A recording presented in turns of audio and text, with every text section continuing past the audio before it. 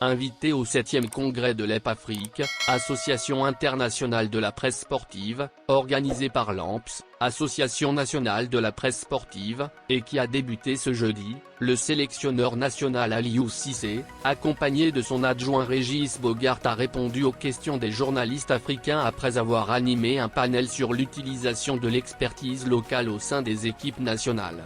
À la question de savoir s'il a encore une ambition avec l'équipe nationale, El Tactico a répondu, « La question c'était ce que je vais continuer ou pas.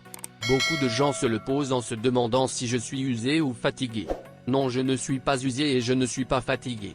On est en train de préparer notre liste pour le mois de mars pour aller défendre notre titre et ramener un deuxième trophée de Coupe d'Afrique ici.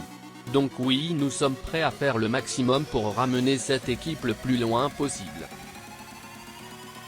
L'attaquant sénégalais Sadio Mané a repris la course il y a près d'un mois et surtout participe à l'entraînement collectif avec le Bayern depuis le dimanche 19 février. « Je suis footballeur, le foot, c'est ma vie, ça m'avait beaucoup manqué. Je suis toujours motivé, je me réjouis de retrouver les supporters, le foot, l'ambiance, marquer des buts et à la fin gagner », a lâché Mané à l'issue de son premier entraînement avec ses coéquipiers. L'ancien joueur de Liverpool est prêt et a les pieds qui le démangent. Cela tombe bien pour les Bavarois qui vont disputer le choc de la 22e journée de Bundesliga ce dimanche 25 février face à la surprenante équipe de l'Union Berlin, leader du championnat à égalité de points avec le Bayern et Dortmund. Sadio Mané ne sera certainement pas à 100%, mais sa présence, titulaire ou remplaçant, devrait redonner du tonus à une formation munichoise battue la semaine dernière par le Borussia Mönchengladbach, 2-3. Mais le champion d'Afrique sera plus attendu dans un peu plus de 2 semaines en Ligue des Champions pour le match retour des huitièmes de finale face au PSG, le 8 mars.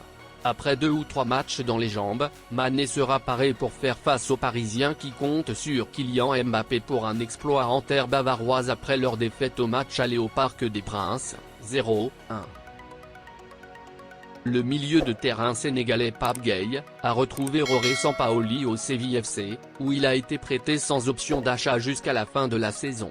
Mais après seulement 3 matchs disputés, Pape Gueye a déjà convaincu les Andalous.